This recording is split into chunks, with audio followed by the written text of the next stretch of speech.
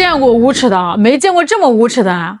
堂堂世界第一强国，竟然要当老赖了。就在这两天呢，美国放出风来说如果中国不还100多年前大清朝欠的债，那他欠咱们的7600亿美债也不还了。拿死人的烂账来抵活人的真金白银，这不知道操作简直是把流氓2个字刻在脑门上了。那不可一世的美国，那个天天把契约精神挂在嘴边上，自诩为世界灯塔的美国，居然要赖账了。而且这赖账的理由吧，那叫一个清奇，那叫一个荒唐。这就好比这个张三欠了李四100万，写了个欠条，盖了章，那是真金白银借走的呀。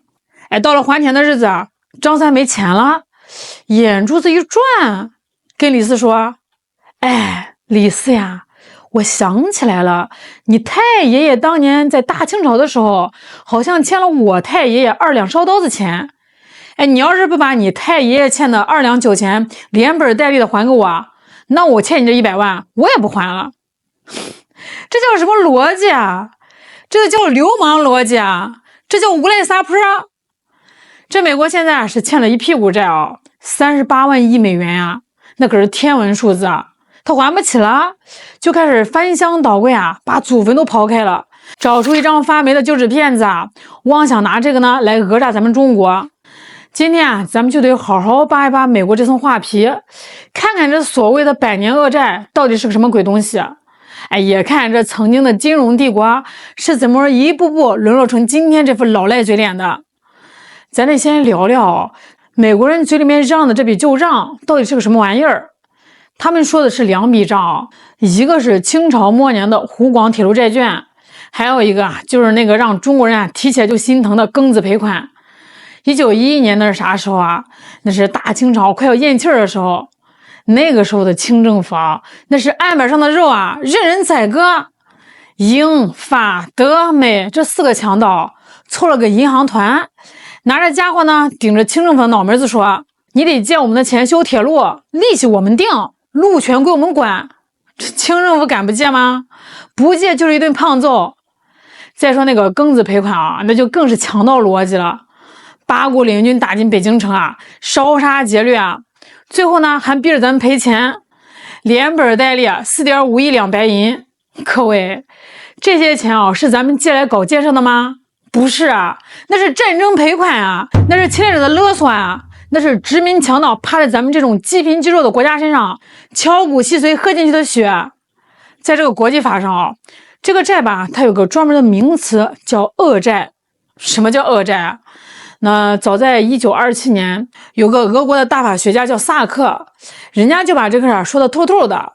他说如果一个独裁政权借钱呢，不是为了国家利益，而是为了镇压百姓或者是满足私欲，而且这个债主明明知道这个钱用途不正当，还非要借，那么等这个旧政权倒台了，新建立的人民政权一分钱都不用还。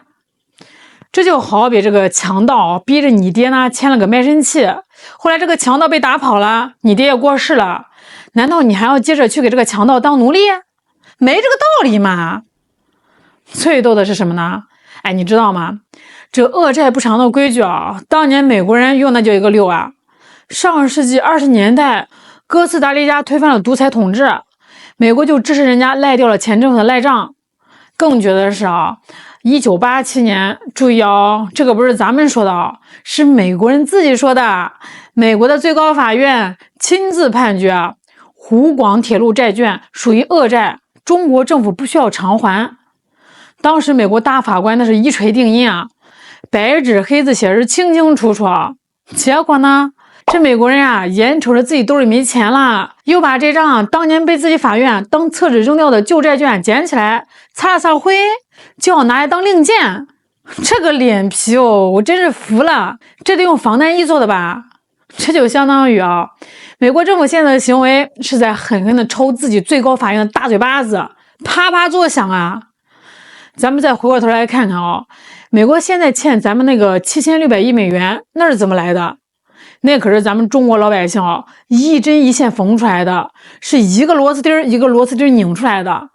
咱们那是把衬衫、鞋子、手机、电脑一船一船的运到美国去啊，换来的外汇。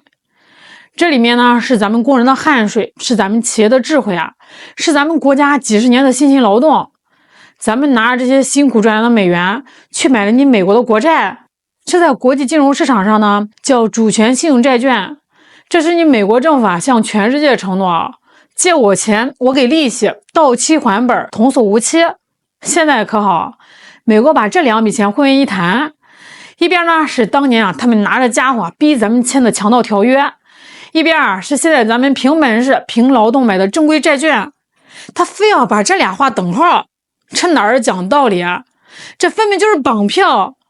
这种逻辑要是能成立啊，那这个世界还有王法吗？那咱们还搞什么贸易啊？大家直接拿家伙事儿互相抢不就完了吗？美国这招啊叫混淆视听，他就是想把水啊给搅浑，让他那38万亿美元的债券黑洞啊看起来没那么吓人。他就是想找块遮羞布啊挡住他那个已经烂得流脓的屁股啊。你肯定会问，美国这么大的国家啊，怎么至于为了这点陈芝麻烂谷子的事儿连脸都不要了呢？你这就问到点子上了啊。俗话说得好，狗急跳墙，人穷志短。美国现在呢那是真的穷疯了啊。咱们来看看美国的账本啊，现在的美国啊那就是个光鲜亮丽的大富翁，身背38万亿美元的巨债啊。这个数字是什么概念啊？如果把这个38万亿啊换成100元美钞，连起来能绕地球好几百圈。到了2026财年，他们预测这个财政赤字啊要冲破2万亿美元。更要命的是啊，现在利息高啊，这美国政府啊每年光是要还这个国债的利息啊，就得烧掉近1万亿美元。1万亿啊，这钱比这个美国那庞大的军费开支都要高。也就是说，美国老百姓交上去的税啊，很大一部分啊还没有捂热乎呢，就得拿去还利息。政府手里啊根本没几个活钱。你去看去年也就是2025年，美国政府啊因为这个债务上限谈不拢，关门停摆了43天，破纪录了呀。那个时候美国的国家公园关门啊，护照没人办啊，垃圾没人收，那叫一个乱啊。这说明什么呀？说明美国的财政啊已经到了崩溃的边缘。这就好比一个整天开豪车住豪宅的阔少爷，其实信用卡呢早就刷爆了呀，每个月还得借高利贷还上一笔的利息。现在呢借不到钱了，高利贷的人堵门口了，他能不急吗？他能不慌吗？所以他才会动这种歪脑筋。他看着中国手里那7600亿债券那是眼馋呀，那是心痒啊。他想赖掉，但他又不敢明着说我破产了，因为他只要一说破产，美元霸权立马崩塌。所以呢，他只能编瞎话搞这种历史对称的鬼把戏想把水搅浑，想讹咱们一把。那面对美国这种无赖行径，咱们中国是怎么干的？是吓得哆嗦吗？是赶紧给钱吗？咱们早就看透了他那一套你美国在那儿叫唤，咱们该干嘛干嘛。而且咱们早就开始战略撤退了。你看这个数据从2022年到现在中国已经连续减持了超过5000亿美元的美债。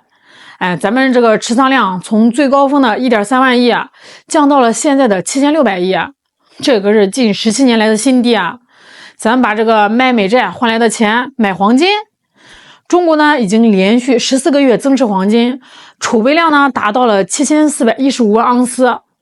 黄金是啥呀？那可是硬通货那是老祖宗留下的真理盛世古董，乱世黄金。当美元这张纸呢变得越来越不值钱，变得越来越不靠谱的时候，只有金灿灿的黄金才是最让人踏实的。那除了买黄金呢，咱们还在干一件大事，人民币国际化。那现在这个中国跟东盟做生意60%呢都是用人民币结算了。以前咱们买这个石油买矿石非得用美元不可，那是被美国卡着脖子。现在呢，咱们跟这个俄罗斯跟中东跟巴西都开始用本币结算了。这叫什么呢？这叫釜底抽薪。你美国不是仗着美元霸权收铸币税吗？你不是仗着能印钱就能随便割全世界韭菜吗？行，我不陪你玩了，我不存你的钱了，我不用你的钱了。大家伙都看明白了，这美元啊，现在就是个击鼓传花的游戏，谁接到最后一棒谁倒霉。那中国呢，作为聪明的玩家，正在悄悄的把手里面的雷扔出去，换成实打实的黄金和资源，这才是让美国最害怕的。比起赖掉那7600亿啊，美国最怕的是全世界都学中国，大家都抛售美债。一旦大家都抛了，美债没人买，美元汇率大跌，美国国内通胀爆炸，那才是真正的灭顶之灾。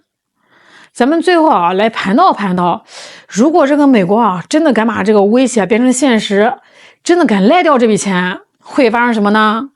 我跟你说，那绝对是美国的自我终结。金融这东西啊，最值钱是什么呢？不是印钞机，是信用。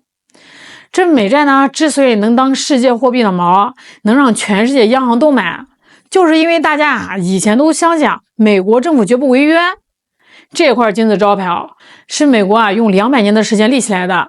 如果今天这个美国啊为了这几千亿啊把这块招牌砸个粉碎，那明天全世界的投资者不管是什么日本的、英国的，还是中东的土豪，都会得出一个结论：美国人的话连个标点符号都不能信。到时候美债市场就会瞬间崩盘，所有人都争着往外跑，想把手里的美债变成废纸钱卖出去。这美元呢就会变成废纸，美国国内的物价呢就会像坐火箭一样飞上天。这绝不仅仅是中国损失了几千亿的事这是美国亲手埋葬了自己的金融霸权。美国现在就在干这种蠢事儿，他一边赖账一边呢还得求着日本、英国这些盟友接盘。可是你看数据虽然这个外国人持有的美债多了，但是那是被逼的呀。而且大家心里面都跟明镜似的全球去美元化的速度正在加快，美元在国际支付里的份额已经从 44% 掉到 38%， 这个趋势那是9头牛都拉不回来的。所以说这则新闻你别把它当成恐吓你就把它当成个笑话看。这是美国面对衰落时的歇斯底里，是面对债台高筑时的无能狂怒。